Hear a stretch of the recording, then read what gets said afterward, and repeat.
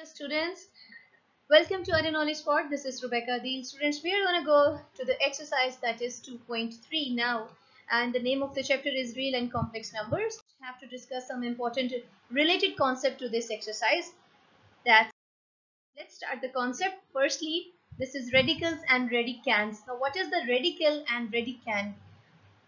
Students, you are looking like here, this is the equation x is equal to this is a. ये जो भी चीज लिखी हुई है इसे कहते क्या है basically this is called nth root of a. This is called nth root. कोई भी चीज जब इस स्क्वायर रूट के ऊपर लिखा होगा the smallest number that is n, right no we can say it nth root of a. Next, and we can also write this is a radical form और इसको हम इस तरह से भी लिख सकते हैं 1 divided by n फ्रैक्शन की फॉर्म में. There is another form, ये इसकी दूसरी फॉर्म में लिखने की. This is called a radical sign. You already know, like इसका जो पहले इसका नाम है जो कि आप पहले से जानते हैं, that is square root. Next, ये जो n है आपको नजर आ रहा है इसको हम कहते हैं index of the radical. Okay. Now this a is called radicand or base. वो चीज जो स्क्वायर रूट के अंदर लिखी है this is called radicand और इसको बेस भी कहते हैं क्योंकि देखिए ये बेस और इसकी पावर है. Now, the difference between radical form and exponential form, as the name represents, radical means something like in the form of radical, and exponential mean we have to write in the form of exponent and the powers. Okay, now see the difference. Firstly, यहाँ पर देखें ये एक radical form में आपको चीज नजर आ रहा है, ये a है और ये इसके ऊपर smallest n है. बिकॉज दिस इज द इसको कहते हैं nth रूट. हम इसको लिख सकते हैं a पावर 1 बाय n और ये इसकी एक्सपोनेंशियल फॉर्म है और this is the radical form. Next, इसको हम कहते हैं क्यूब रूट कहते हैं और यहाँ पर देखें इसको एक्सपोनेंशियल फॉर्म क्या है, ये एक्सपोनेंट की फॉर्म है यानी कि पावर की फॉर्म में चीज आ रही दैट इज 1 बाय 3. नेक्स्ट, ये देखें यहाँ पर लिखा हुआ है x की पावर x स्क्वायर है आपके पास और इसको हम बोलते हैं यहाँ पर 5 है. अब देखिए इस 5 को जो बोलते हैं 1/5 है और ये स्क्वायर ऑलरेडी यहाँ पर मौजूद है तो इसको हम कैसे लिख सकते हैं दैट इज x की पावर 2 और 1/5. लाइक ये स्क्वायर एज इट इज रहेगा और इस चीज का जो मतलब है that is 1/5. This is called a fifth root. So this is these are the radical form and these are the exponential form. Now there are some properties of radicals. कुछ ऐसे related properties हैं that's so simple. Suppose करें कि A be real number है और M N जो है वो पॉजिटिव इंटीजर है. लाइक ऐसे एम एन एक पॉजिटिव नंबर ही हो सकते हैं, इसको नेगेटिव आप सपोज नहीं कर सकते. तो इससे रिलेटेड क्या प्रॉपर्टीज हैं let's see.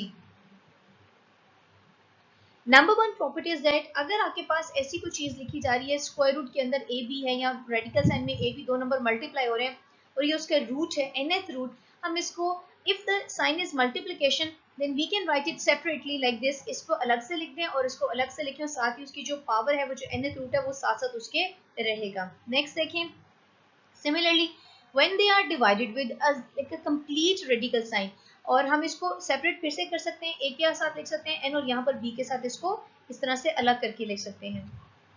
Why we are doing so? Because when you are going to do the exercise हम इस तरह की चीज़ों को यूज़ करेंगे. वहाँ पर हम ऐसे कर सकते हैं, लेट सपोज करें कोई चीज़ जो डिवाइड है हम अलग अलग लिख सकते हैं. ऐसे कोई दो नंबर रेडिकल के अंदर मल्टीप्लाई हो रहे हैं हम उनको भी अलग से लिख सकते हैं, सेपरेट करके लिख सकते हैं.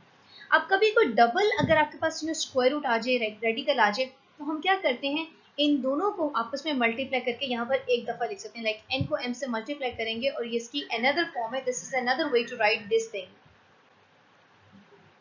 Next, if something is like this way कि आप a की पावर m है और ये इसका n, इसको nth रूट बोलेंगे और ये a की पावर है दैट इज एक्सपोनेंट है m.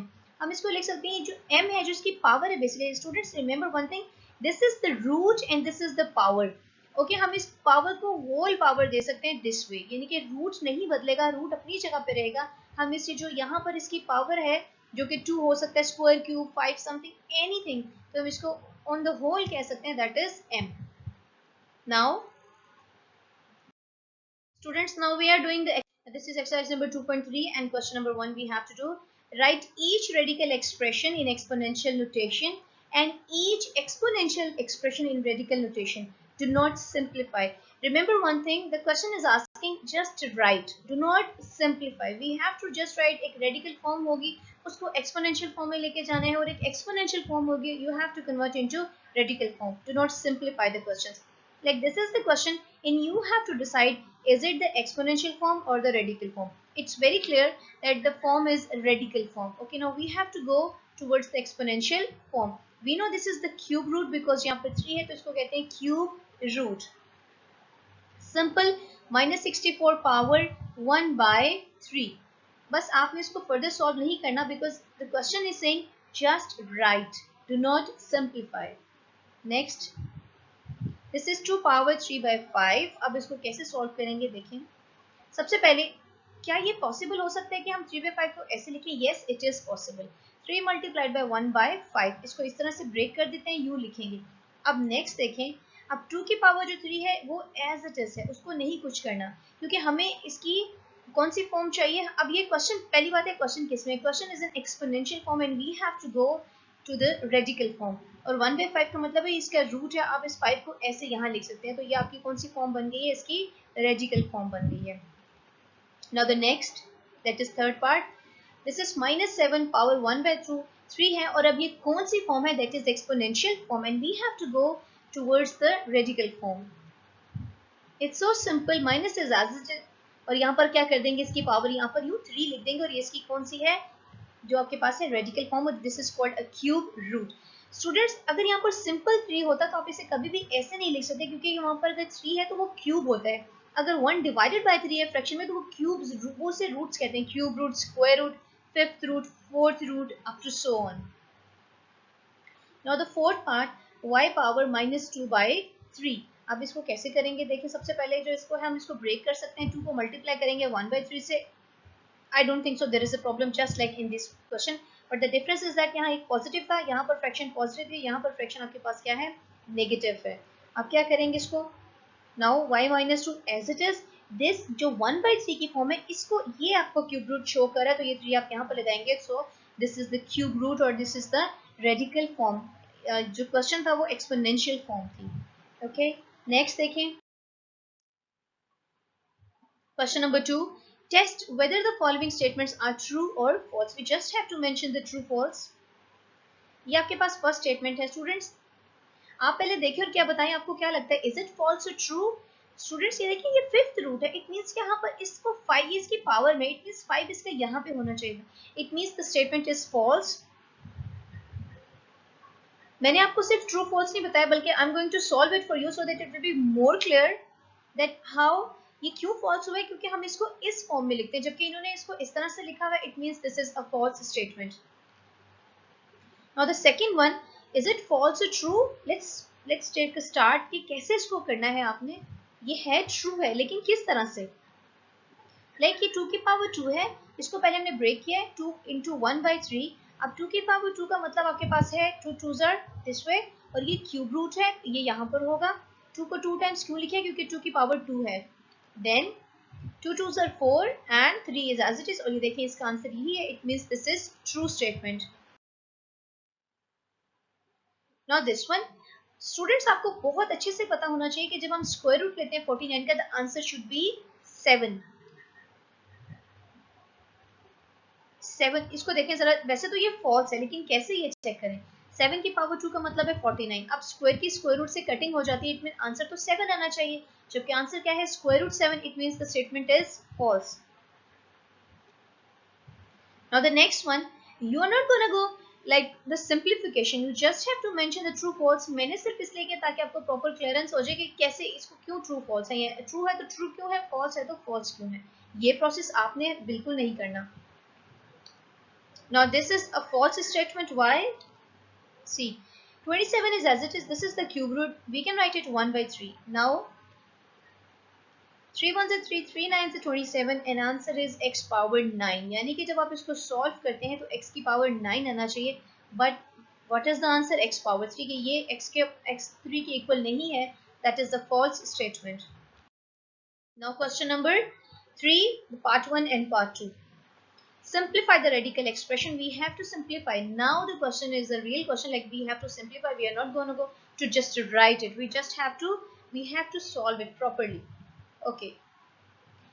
Students, when you are going to multiply 5 3 times, then you will get 125. Okay, 5 को 3 times multiply करेंगे तो आपके पास 125 आएगा. Next, अब यहाँ पर देखें ये 3 है क्योंकि ये क्यूब रूट है. हम ये जो 3 है वो हमने यहाँ लिख दिया, और जो इसका ये 3 है जिसका मतलब है 1/3. The 3 is cancel with this 3 and -5 is as it is, और यही इसका आंसर है. Now next, this is 32 और ये क्या है, फोर्थ रूट है. इसे कैसे सॉल्व करते हैं? सबसे पहले देखिए, अगर आप 2 को 5 टाइम्स मल्टीप्लाई करेंगे यू विल गेट 32. लाइक 1 2 3 4 5. इसको मैंने प्राइम फैक्टराइजेशन के जरिए इसको फाइंड आउट किया है. तो ये आपके पास 2 को 5 टाइम्स मल्टीप्लाई करेंगे you will get 32. Next, we have to break, like इस 5 को इस तरह से ब्रेक करेंगे कि हमारे पास 4 आए, क्योंकि इसकी यहाँ पर ताकि कैंसिलेशन हो जाए, क्योंकि यहाँ पर हमारे पास 4 है.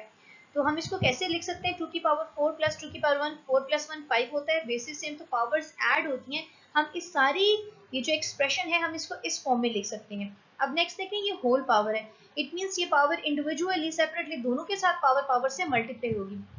मीन्स पहले 4 मल्टीप्लाई होगा इस पावर से, फिर ये 1 मल्टीप्लाई होगा इस वाली पावर से, एंड आफ्टर ये कैंसिलेशन होगी. 4 1 4 4 1 4.